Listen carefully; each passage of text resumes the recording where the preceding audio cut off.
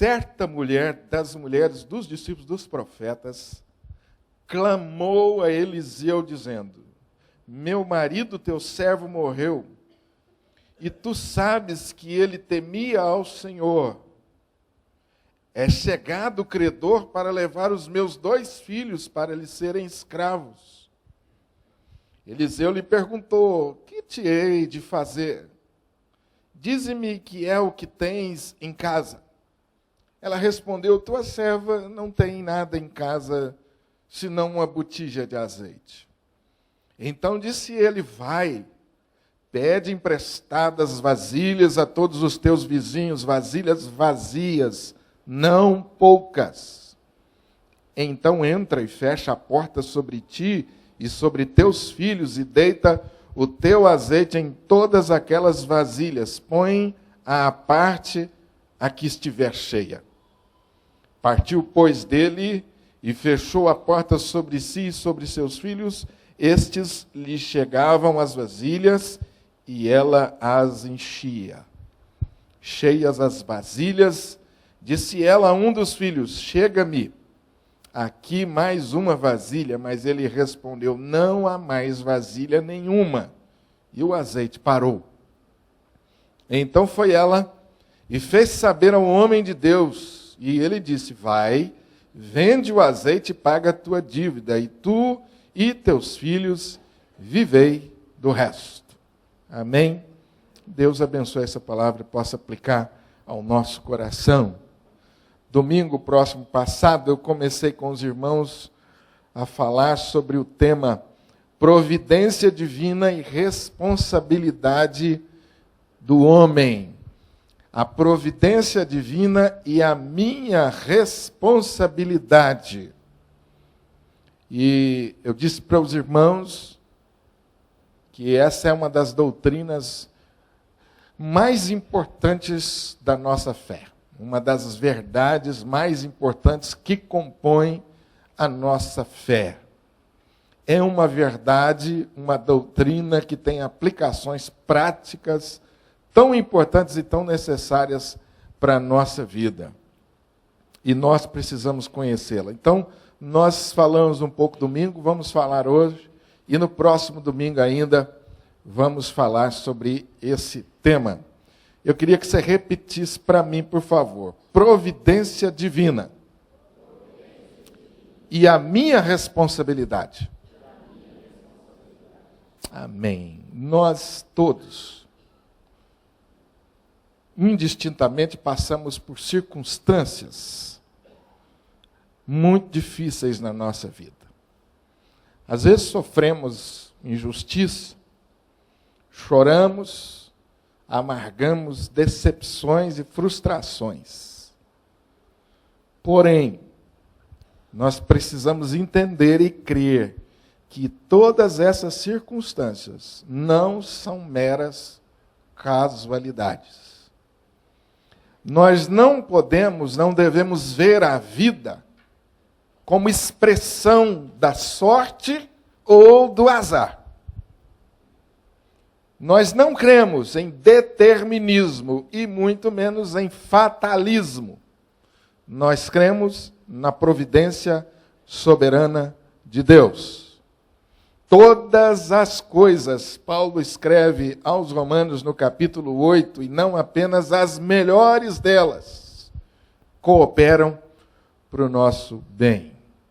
Ainda que os nossos olhos não vejam isso, nem o nosso coração sinta.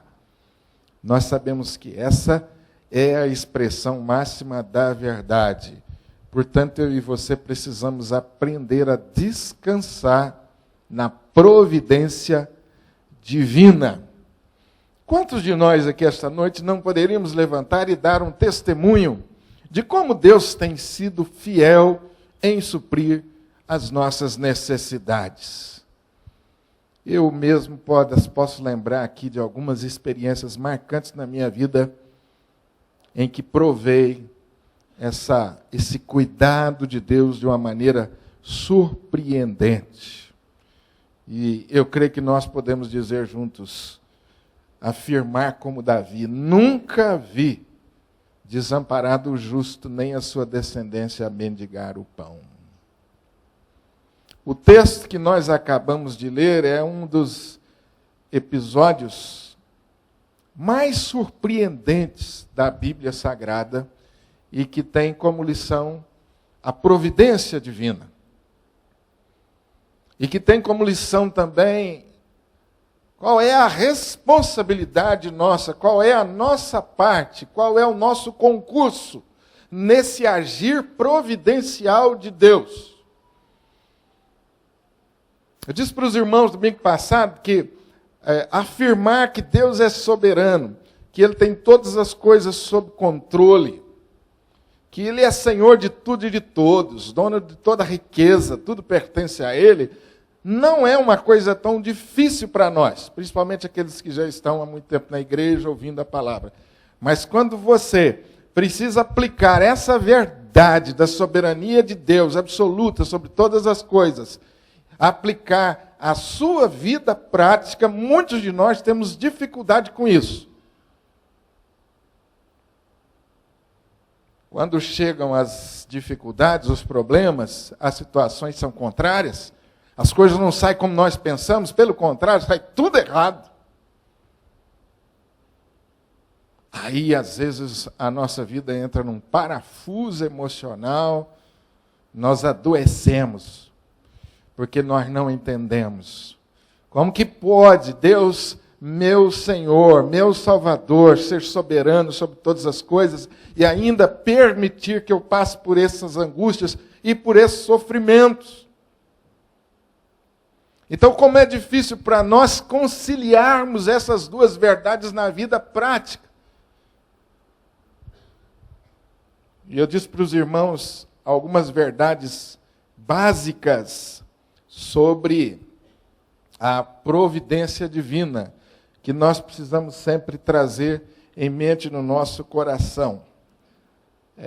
Uma verdade prática, uma aplicação prática é que quando nós pensamos sobre essa doutrina, uma coisa que vem à nossa mente e que a gente precisa responder, uma pergunta que vem à nossa mente, uma questão, melhor dizendo: quem de fato dirige a minha vida?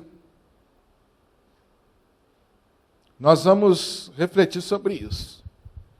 Quem de fato dirige a minha vida? Nós vimos algumas verdades básicas.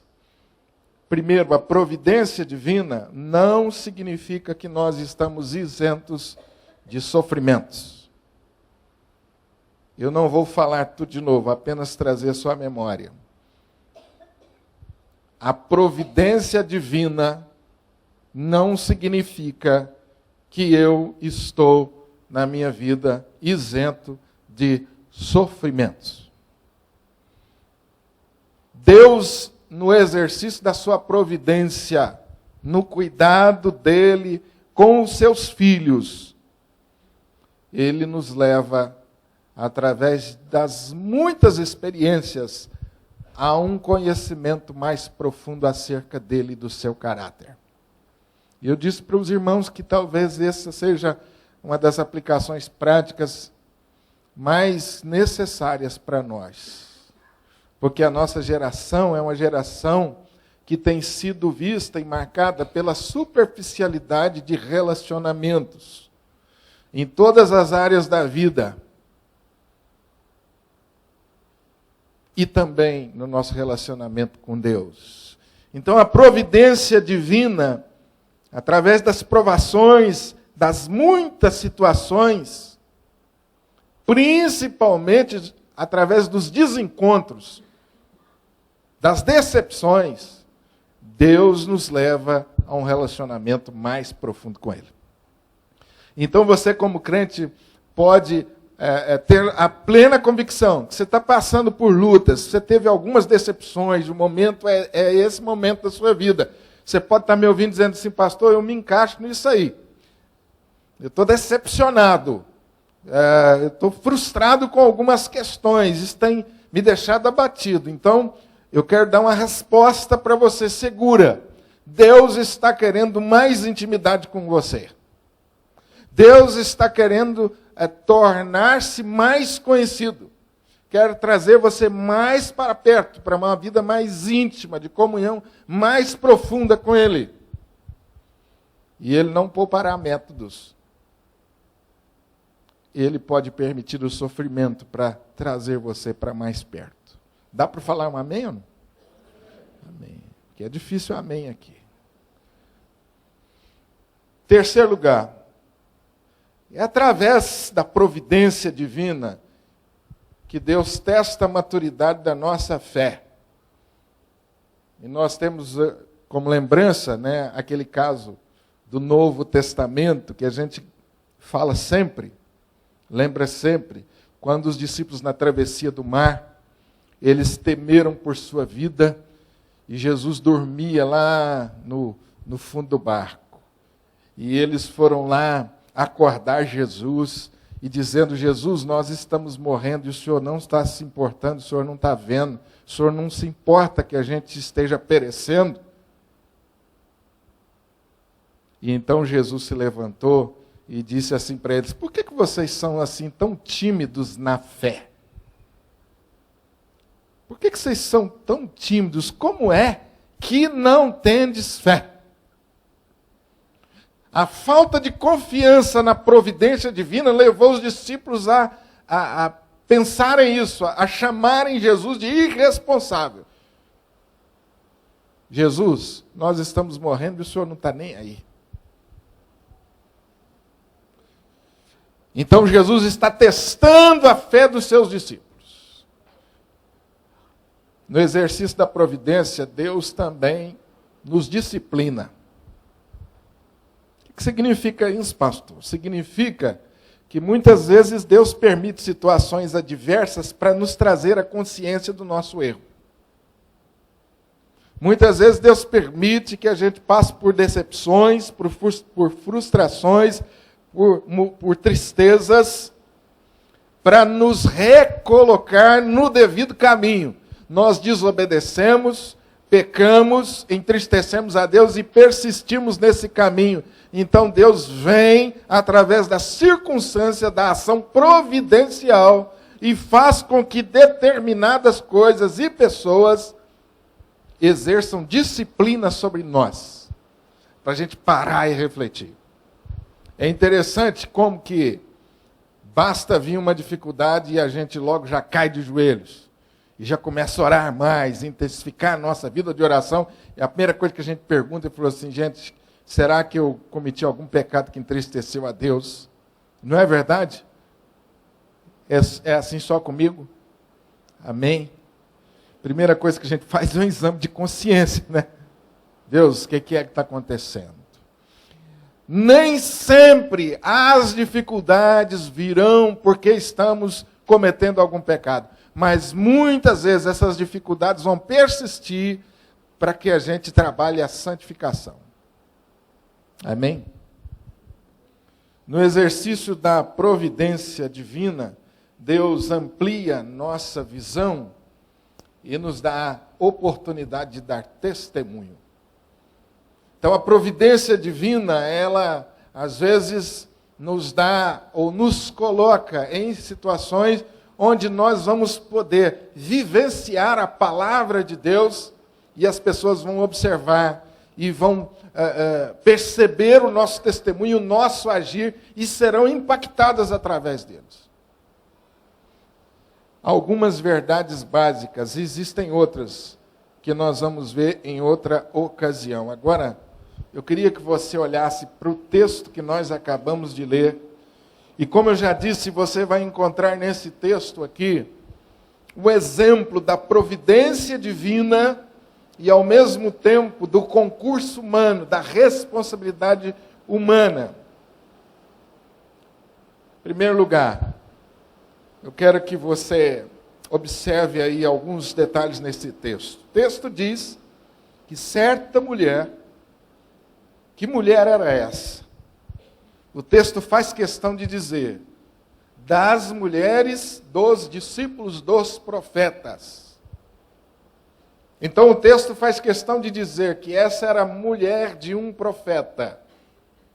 Essa mulher então perdeu o marido, o profeta morreu, ela era viúva de um profeta. E essa mulher então vai até Eliseu, reconhecidamente um líder dos profetas. E ela diz assim: meu marido, teu servo, morreu. E tu sabes que ele temia ao Senhor. E diz ela ainda: não só fiquei viúva, como também eu tenho dívidas. O credor está na minha porta batendo. E se eu não conseguir pagar a dívida, ele vai levar os meus 2 filhos. Era lei naquele tempo. O credor dessa mulher tinha todo o direito, uma vez ela não conseguindo pagar a dívida, por lei, ele poderia levar os seus filhos. Então eu quero que você perceba a situação difícil em que essa mulher se encontra. Primeiro, ela está vivendo num tempo de muita escassez. O tempo de Eliseu é um tempo de muita escassez, de pobreza em Israel. Segundo aqui, me parece que o profeta, o esposo dela, não era um homem muito precavido. Cuidou demais das coisas espirituais, celestiais, e esqueceu de prover o futuro da sua família. Terceiro, era mulher. E por ser mulher, ela já sofria grande discriminação. Quarto lugar, ela tinha ainda não só a tarefa de se sustentar, mas ela tinha a tarefa... Ixi, agora nós vamos ficar assustados, hein? Tudo quanto é barulho, agora nós vamos assustar. Fecha a porta, minha irmã. Isso, Gustavo. Graças a Deus pela chuva. Amém. Isso, fecha tudo. Mude de lugar. E deixa o pastor continuar pregando para terminar, para a gente ir embora. É isso. Tem lugar que a chuva entra em cima, né, gente? Pode se mover aí. Vocês vão molhar. Pode fechar tudo. Se tivesse ar-condicionado, olha aí, tá que gostoso, né? Pode fechar, diáconos.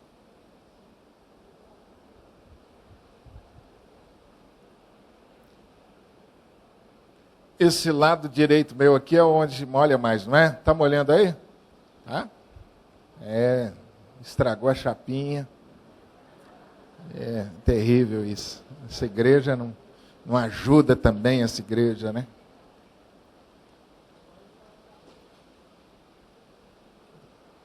Isso. Vou ficar tranquilo.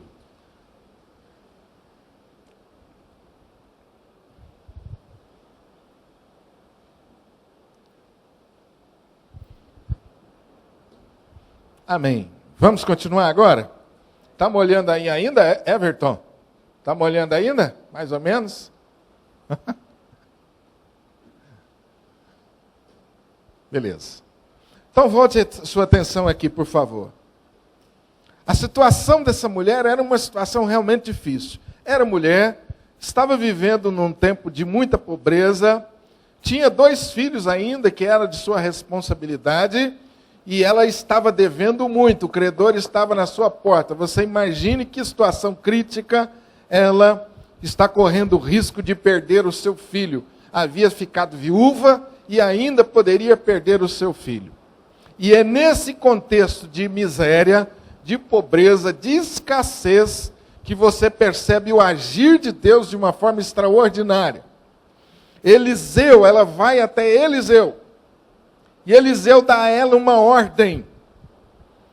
Que ordem foi essa que Eliseu diz? Primeiro Eliseu lhe faz uma pergunta: mulher, o que você tem em casa?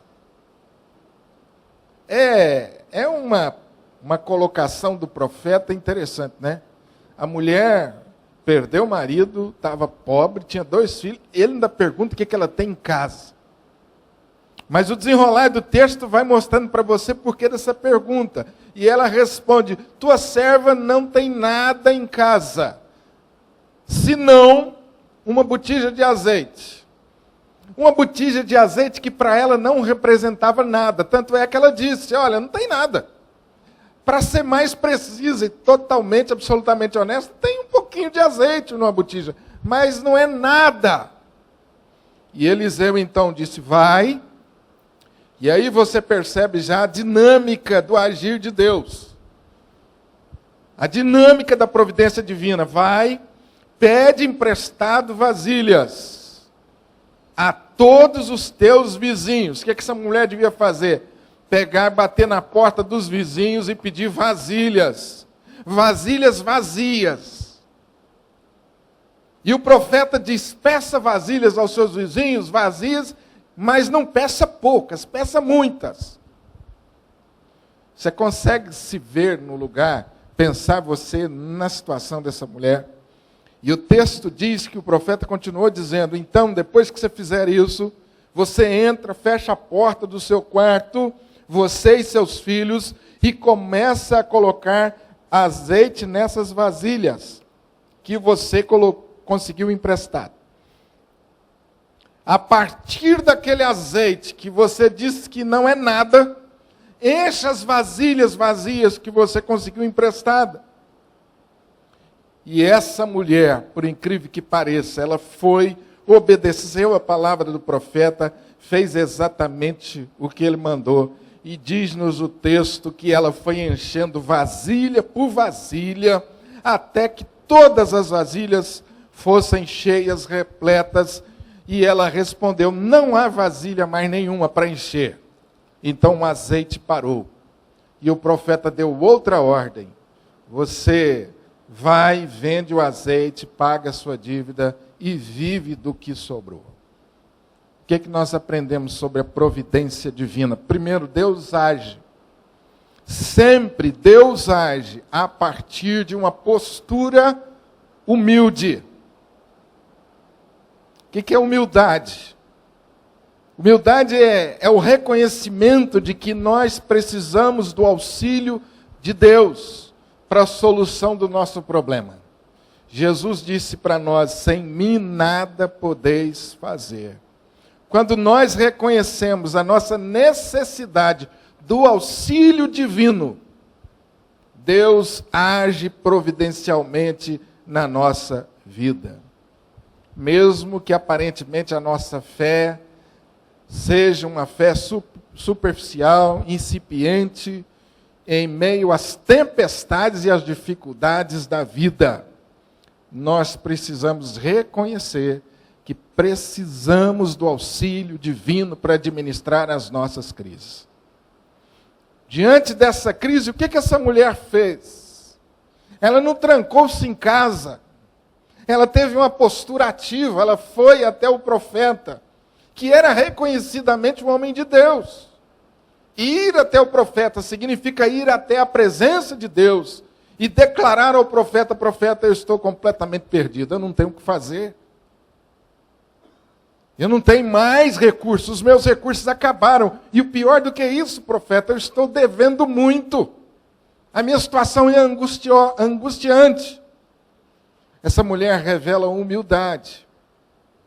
Alguns eventos na Bíblia nos mostram como Jesus atendeu àqueles que se aproximaram dele com a postura humilde, independente da posição social. A Bíblia, no Novo Testamento, fala de homens importantes na sociedade, homens importantes no contexto religioso, que diante de Jesus se dobraram. Estou lembrando aqui do milagre que Jesus fez na casa de Jairo. A Bíblia diz que era um dos principais da sinagoga, um dos homens mais importantes daquele tempo. E a Bíblia diz que Jairo foi até Jesus e prostrou-se diante dele. Manifestou humildade: Senhor, venha até a minha casa e coloque as mãos sobre a minha filha e ela viverá.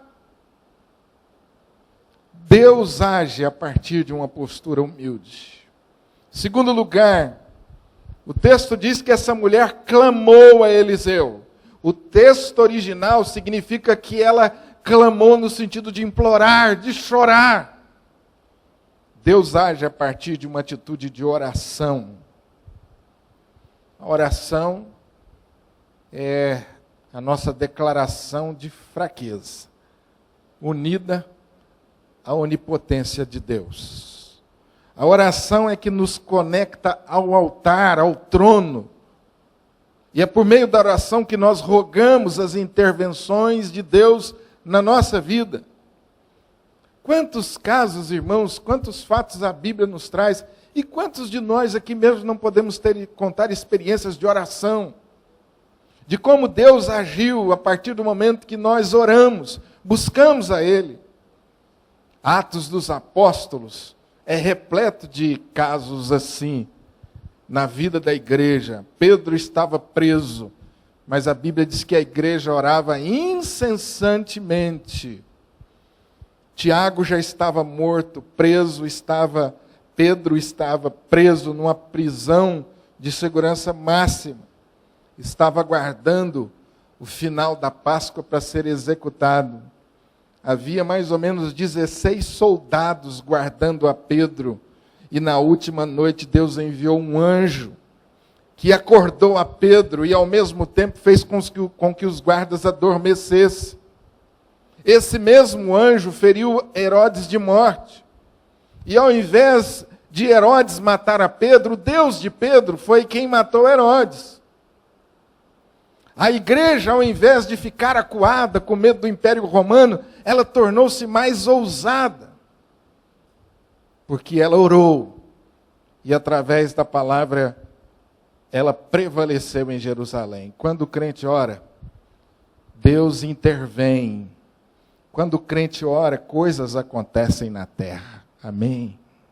Você crê de fato na oração? Terceiro lugar, Deus age a partir daquilo que muitas vezes nós julgamos insignificante. O profeta perguntou: o que você tem? Ela falou: Senhor, não tem nada, senão uma botija com um pouco de azeite. Era nada, algo insignificante. E foi a partir daquilo que aquela mulher julgava insignificante que Deus fez essa obra extraordinária. Isso me faz lembrar a história de Moisés, quando Moisés foi chamado por Deus para o grande ministério de libertação do povo, e Moisés começou a arrumar um punhado de desculpas. Senhor, quem sou eu para ir? Com que autoridade eu vou? E Deus falou: você está vendo essa vara? Pega essa vara.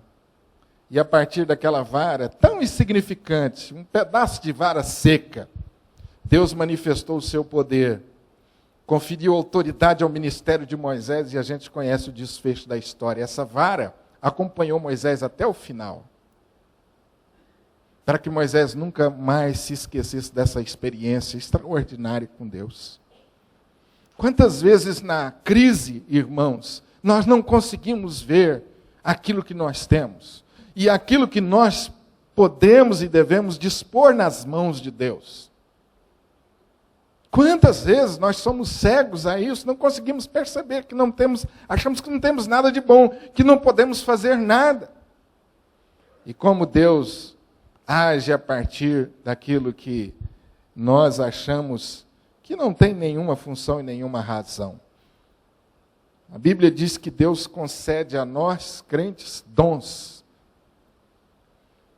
1 Coríntios fala que Deus concede a cada um de nós dons espirituais.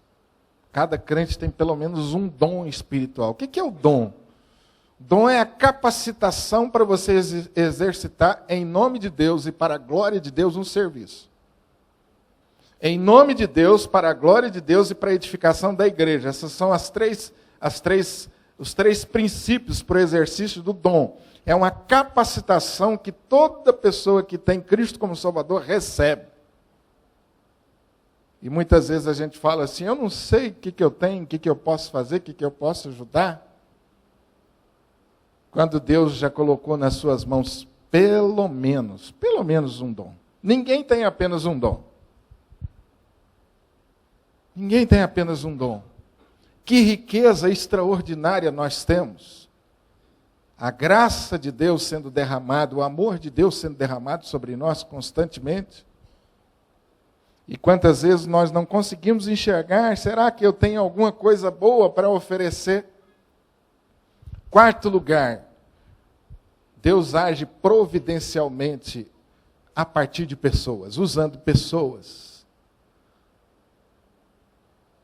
Tanto o marido daquela mulher, como o profeta Eliseu, e também os vizinhos, foram essenciais na providência divina. Por que o marido dessa mulher? Qual foi o argumento dessa mulher para ser atendida pelo profeta? Qual foi o argumento? Senhor, o meu marido que morreu, ele era um homem temente, ele tinha um bom testemunho. Foi o que ela apresentou para ele. A mulher não é boba, não. Inteligente, sábia. Então ela usou o marido, que já tinha morrido, o testemunho dele. Ela usou o próprio profeta, porque Deus usou a boca do profeta, usou o profeta para dar direção para aquela mulher na crise. Depois usou os vizinhos. Agora imagina só aquela mulher de porta em porta. Trate bem seus vizinhos. Que uma hora você vai precisar pedir uma vasilha emprestada. Quanta gente compôs o cenário dessa miséria, e através de cada um, Deus foi agindo providencialmente. Interessante que nessa história, diferente da história de Pedro, não tem anjo. Ou os anjos são os homens e as mulheres que cruzaram o caminho dela. É assim que Deus age providencialmente na minha vida e na sua vida. A partir das pessoas que estão ao seu redor. Imagine se aquela mulher ficasse trancada dentro de casa lamentando, lamuriando, queixando.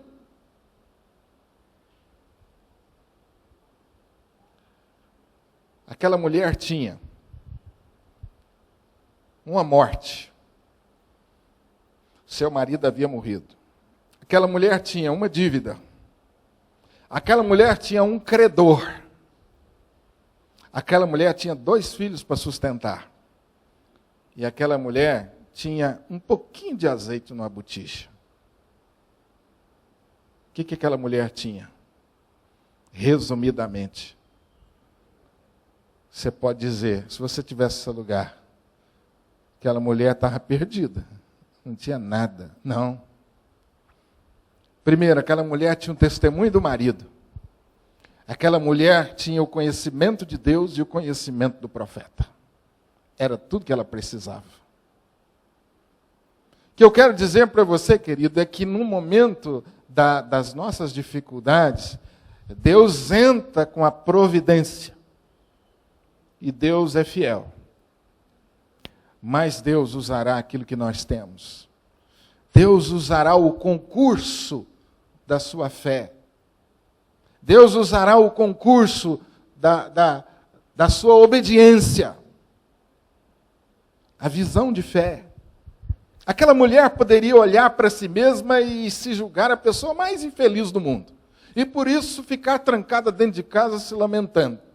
E se alguém batesse a porta da sua casa, ela tinha lá um cordel de decepções, de tristezas. Ela podia dizer, olha, nem acabei de enterrar o meu marido, e já tem um credor aqui na porta, querendo levar meus filhos, que infelicidade a minha, e lamentando, não, aquela mulher se levanta diante da crise, numa postura ativa, proativa.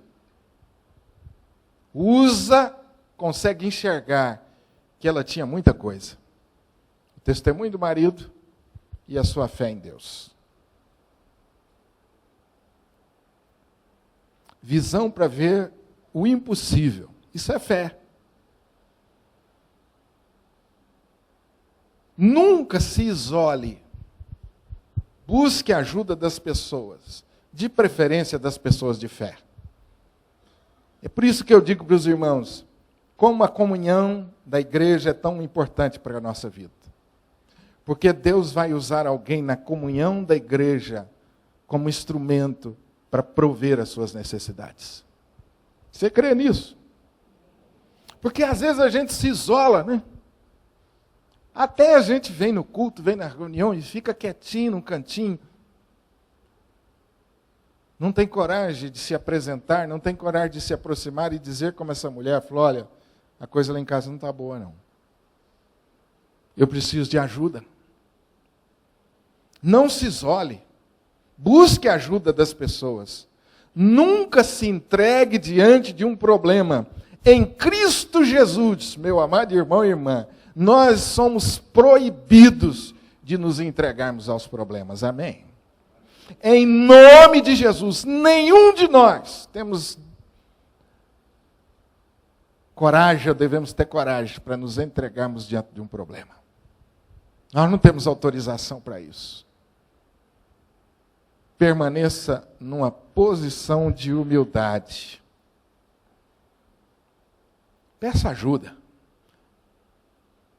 Levanta a bandeirinha vermelha, pedindo socorro. Obedeça, sempre obedeça com grande fé. Que desafio, que obediência ativa, que fé ativa dessa mulher.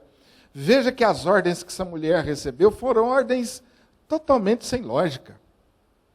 Pegue, vá batendo de casa em casa pedindo vasilha vazia. Meus irmãos, prestem atenção nisso. Que coisa mais maluca isso. Profeta, o credor vai bater na porta da minha casa e vai levar os meus filhos, e você me dá uma ordem dessa, eu bater, que humilhação na porta dos meus vizinhos pedindo vasilhas vazias, e eles vão perguntar, por que você quer vasilhas vazias? E você vai responder para eles, porque Deus mandou que eu buscasse vasilhas vazias. E como se não bastasse, era para que ela enchesse as vasilhas vazias com pouco que ela tinha. E eu acho muito interessante, queridos, há umas expressões nesse texto, que eu não sei se os irmãos perceberam. Pede a todos os seus vizinhos. Todos. Vasilhas vazias, não poucas. Isso foi Deus que falou. Por que Deus falou isso? Pede a todos, e não pede pouca coisa não. Qual que é a sua visão? O que Deus queria dar para aquela mulher? Muito. Abundância. Fartura. Deus não poderia ter dito aqui, pede lá umas vasilhas que dá pelo menos para você passar um mês. Umas 5, 6 vasilhas. Não, pede muitas. Perceba o desafio de fé diante da ação providencial. Deus ordenou, Deus disse para fazer. O que agora é minha função? Fazer. Por que às vezes nós temos conflito, não conseguimos conciliar soberania de Deus e a responsabilidade nossa? É porque quando chega a nossa vez, nós temos medo de confiar em Deus. Nós temos medo de obedecer a Deus. Eu gosto sempre de usar o exemplo aqui do dízimo e oferta, porque para muitos de nós, principalmente quando começamos a dizimar, é algo muito difícil. Porque tem alguém com dinheiro sobrando aqui? Tem alguém que poderia dizer, pastor, está uma grana parada lá que eu não sei o que eu faço com aquilo. Ninguém é bobo de levantar com medo de alguém pedir emprestado, né? Ninguém vai pedir, não. Ninguém está com dinheiro sobrando. Custa fechar o mês. Pastor, e Deus disse que eu tenho que dizimar e ofertar. Quantas vezes eu já vi marido e mulher brigar por causa disso? Bem do céu, não vai fechar. Bem do céu, você está tirando dízimo, não vai fechar, nós temos tanta conta para pagar. E esse homem, pastor, invocado com tal do dízimo, fala para ele, pastor, que ele não pode fazer isso, e que ele é irresponsável. Gente, eu já participei de briga assim, eu pensei que eu ia apanhar. Crente, com essa dificuldade de confiar. O pouquinho do azeite nas mãos de Deus. Ah, meu irmão, vou dizer para você com toda sinceridade, é por isso que às vezes a gente passa tanto aperto. É por isso que a gente passa tanto aperto. Porque a gente agarra no pouquinho do azeite da botija e fica lá. Agarrado no azeite, naquele pouquinho. Ai daquele que chegar e pedir um pouquinho de azeite. Eu já tenho tão pouco, você ainda vai me pedir um pouco do meu azeite, seu infeliz? Não. Então, pastor, como é que o senhor fala em ofertar, em dizimar, se eu já tenho tão pouco? Que loucura essa matemática de Deus. Você percebe onde está a nossa responsabilidade?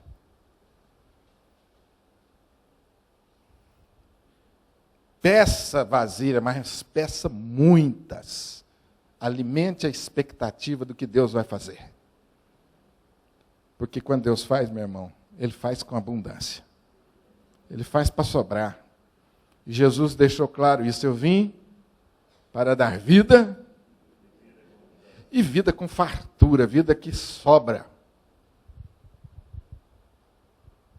É por isso que a gente lê tantas vezes aquele texto, que a gente, como crente, passa tão rápido nele, aquele texto que a gente lê nos dízimos aqui, de Coríntios. Já viu lá o texto que fala que distribuiu, deu aos pobres, e Deus multiplicou a sua sementeira. Deixa eu localizar o texto aqui para ser mais preciso.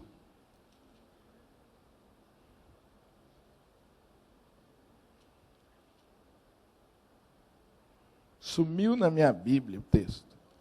Se alguém achar aí, é porque eu estou na página errada. 2 Coríntios, capítulo 9. Deus pode fazer-vos abundar em toda graça. Olha as expressões.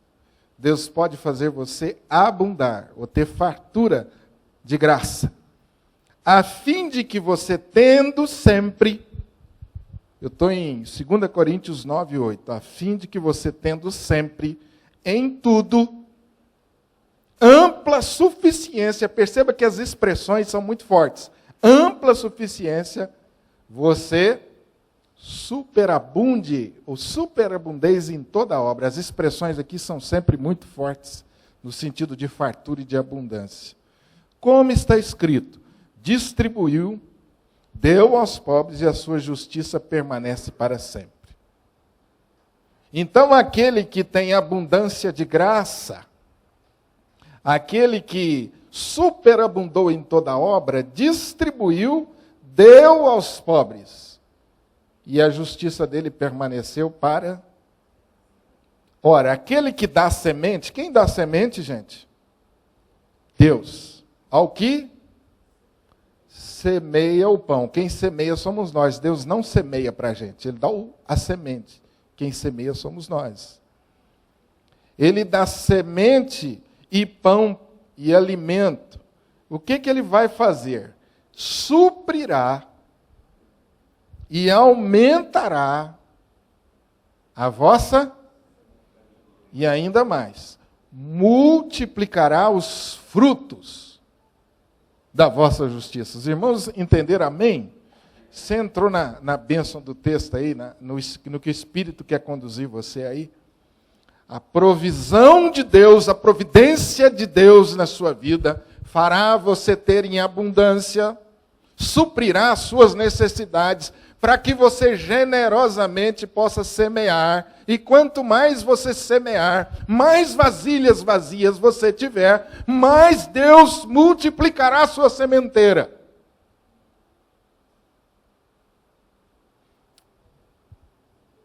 Versículo 11. Fazendo você rico em toda generosidade, a qual faz com que por intermédio sejam tributadas graças a Deus. Amém. Você viu a dinâmica do reino? A dinâmica da providência divina e a nossa responsabilidade. Tem semente, tem azeite na sua botija. Em nome de Jesus, ofereça ela a Deus. E deixa Deus fazer o resto. Se porventura ou eventualmente você está vivendo um tempo de crise, de escassez, está faltando, tem medo, tem receio, é hora de, a semelhança daquela mulher, você se levantar, pedir ajuda, olhar para os lados e ver como Deus vai providenciar pessoas tão boas para ajudar você. Tem muita gente generosa, mais do que você pode imaginar. Todas as vezes que tem crises aí, enchentes e tudo, meu telefone toca de irmãos dessa igreja. Pastor, Tem alguma campanha? Conta comigo. Que coisa linda. Conta comigo. Pastor, vamos fazer uma campanha. A primeira a contribuir sou eu, está aqui, ó. Não são irmãos que a gente pode dizer assim que está sobrando, não. Que bênção. Então tem gente generosa na sua comunidade. E não estou falando só de socorro financeiro, não, meu irmão. Isso é o mais simples. Socorro espiritual. Não fique dentro do seu quarto lamuriando e vendo a si mesmo como a pior das criaturas e a mais injustiçada. Meu marido morreu, vão levar os meus filhos e eu não tenho nada para comer. Tadinho de mim. Levante-se em nome de Jesus. Diga para as pessoas, eu estou precisando de ajuda. E observe a instrução de Deus. A instrução de Deus para nós, no exercício da sua providência, são muito claras, meus irmãos. Deus não nos confunde, é muito clara. Seja fiel, seja obediente no pouco azeite que você tem na sua botija, seja fiel. E descanse na soberania de Deus. Tenha o sono dos justos. Porque a Bíblia diz que enquanto o justo dorme, Deus trabalha para aqueles que nele confiam. Experimente esse milagre da multiplicação na tua casa. Confie na providência divina, mas não se esqueça, Deus conta com você. Há alguma coisa que Deus espera que você faça. Tem semente na sua mão. Tem azeite na sua botija, sim. Olhe direito. E apresente isso para Deus. Falou, Deus, está aqui. Em nome de Jesus. O resto é com o Senhor. E espere que você vai ficar surpreso com a ação de Deus. Enquanto teve vasilha vazia, elas foram se enchendo. Acabaram-se as vasilhas vazias, parou o azeite. E aquela mulher teve com que viver o resto da sua vida. Que Deus te abençoe. Deixa Deus agir. Pergunta para Deus, Deus, qual é a minha parte? Eu quero agir. Eu quero sair dessa crise em nome de Jesus. Eu tenho aqui um pouquinho de azeite. Está nas tuas mãos.